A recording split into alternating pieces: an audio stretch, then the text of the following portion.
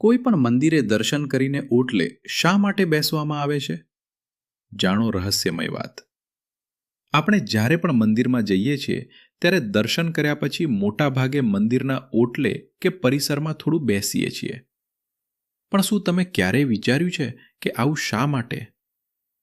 હકીકતમાં શાસ્ત્રો અનુસાર ઓટલે બેસવાનો એક વિશેષ મહિમા જણાવવામાં આવ્યો છે. કદાચ આ વાત આપણને પહેલા ખબર ન હોય, પણ આપણા વડીલો આ સંસ્કાર આપણને આપતા આવ્યા છે.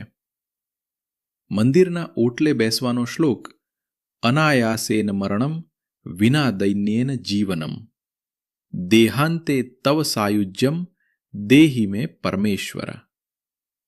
ઓટલે કે પરિસરમાં હું મારી પાસે માત્ર 3 વસ્તુઓ માગું છું. 1. અનાયાસેન મરણમ. કોઈ પણ વ્યક્તિને એવું મૃત્યુ ન મળે કે તેને લાંબા સમય સુધી પીડા સહન કરવી પડે. ભગવાન પાસે પ્રાર્થના કરવામાં આવે છે કે અંતિમ સમય સરળ હોય. 2. વિના દૈન્યેન જીવનમ. જીવનમાં ક્યારેય એવું ન બને કે અપમાન કે લાચારીમાં જીવવું પડે. સ્વાભિમાનપૂર્ણ જીવન મળે. 3. દેહાંતે તવ સાયુજ્યમ. મારા જીવનનો અંત આવે ત્યારે મને તમારા ચરણોમાં સ્થાન મળે અને મોક્ષ પ્રાપ્ત થાય. મંદિરમાં ભગવાનના દર્શન કેવી રીતે કરવા? જ્યારે તમે મંદિરમાં જાઓ ત્યારે ભગવાનના દર્શન મનથી કરો. દર્શન કરતી વખતે ભગવાનનું સ્મરણ કરો, પ્રાર્થના કરો અને થોડો સમય શાંતિથી બેસો.